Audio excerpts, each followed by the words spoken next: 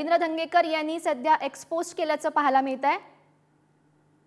तर पुण्यातील पोर्शेकार अपघातानंतर रवींद्र धंगेकर आक्रमक झाल्याचं पाहायला मिळत आहे। आजपासून दररोज एका पोलीस स्टेशनमधील गैरकारभाराची कथा पाठवणार रवींद्र धंगेकर यांनी एक्सपोस्टवरून ही माहिती दिलेली आहे। मुंडवा पोलीस स्टेशनमधील कर्मचारी पब हॉटेलकडून हप्ते घेतात असं धंगेकर म्हणतात। एक्सपोस्टवरून मुंडवा पोलीस स्टेशनमधील कॉन्स्टेबलचा फोटो सुद्धा त्यांनी पोस्ट केलेला आहे। एक्सपोज करत त्यांनी ही माहिती दिल्याचं समजतंय। पुण्यातील अपघाताप्रकरणी त्यांनी अनेक याआधी सुद्धा गंभीर आरोप केलेले होते आणि रवींद्र धंगेकर आक्रमक झाल्याचं पाहायला मिळत आहे।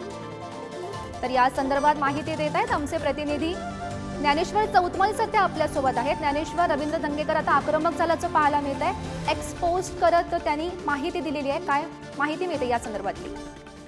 आमदार रवींद्र धंगेकर यांनी मुंडवा पोलीस स्टेशनच्या कर्मचाऱ्यांवरती आरोप केलेले आहेत की ज्यामध्ये निलेश पाळवे काळे हे जे कॉन्स्टेबल आहेत ते सगळे पब्स आणि हॉटेलतून पैसे गोळा करण्याचं काम करतात, अशा पद्धतीचा आरोप रवींद्र धंगेकरांनी केलेला आहे। त्यांनी एक फोटो देखील ट्विट केलेला आहे आणि त्यांनी सांगितलंय, इशारा दिलाय की इथून पुढच्या काळात वेगवेगळ्या पोलीस स्टेशनच्या आणि अशा कर्मचाऱ्यांच्या बाबतीतल्या ज्या गोष्टी आहेत ते उघड करणार। आपण बघतोय पोर्शेकार दुहेरी प्रकरणाच्या संदर्भानं नवनव्या गोष्टी समोर येत असताना त्याच परिसरामध्ये जे पब्स आहेत, जे क्लब आहेत, तिथल्या वेगवेगळ्या कर्मचाऱ्यांच्या आणि पोलीस कर्मचाऱ्यांच्या ज्या सगळ्या हितसंबंधांच्या गोष्टी आहेत त्याच्यावरती प्रकाश टाकण्याचं काम रवींद्र धंगेकरांकडून केलं जात आहे। आरोप केला जातोय की जे कर्मचारी आहेत, पोलीस कर्मचारी आहेत, ते या सगळ्या हॉटेल आणि पब्स मधून हप्ते पैसे गोळा करण्याचं काम करतात।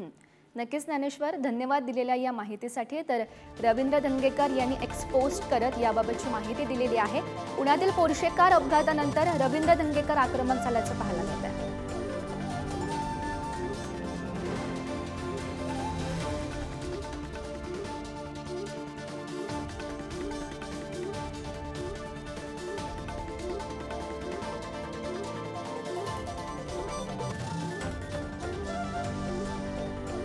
Thank you.